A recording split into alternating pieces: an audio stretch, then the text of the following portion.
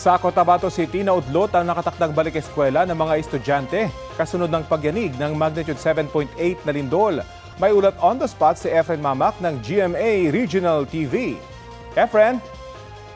Yes, Rapi, nagulantang ang mga mag-aaral at guro matapos maranasan ang intensity 5 ng magnitude 7.0 na lindol sa Notre Dame Village Central Elementary School sa Cotabato City.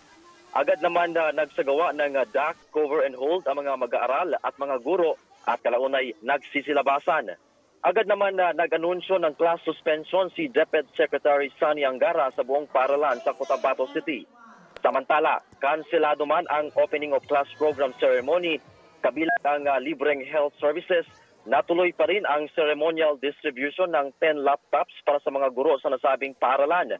Namahagi din ng 5,500 tablets na may digital learning resources para sa mga estudyante sa BARM. Dininig din ang mga concern ng mga guro para matugunan.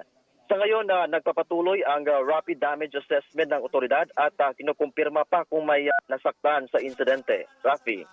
May mga naramdaman bang mga aftershocks dyan?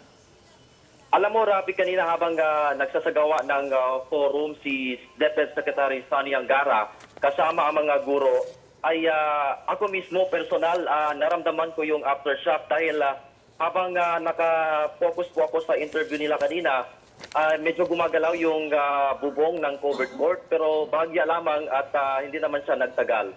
Rafi. May mga naobserbahan din ba kayo mga pinsala dyan sa inyong lugar, Efren? Yeah. Base sa nakikita namin kanina, medyo parang normal naman ang nangyari. Wala kaming nakitang mga pag-collapse. Pero inaasahan natin na baka posible may mga bitak-bitak pa sa ibang paralan. At inaalam pa natin yan mula sa ating CDRRMO, Rafi. Paano yung ginagawa nilang inspection sa ngayon na Efren? Sino yung nagsasagawa nito? Yes, Rafi, bukod sa CDRRMO, andun din yung mga kawani ng OCD at kasama na rin yung mga guro ng iba't ibang paaralan. Bale, tinitingnan nila yung yung estado ng building bawat classroom. At kanina nga may mga estudyante pa na ayaw pang umuwi pero napag-alaman natin na hinihintay na lamang nila ang kanilang mga magulang pero inabisuhan sila na kung maaari ay umuwi na lang sa kanilang tahanan para ligtas po. Rafi.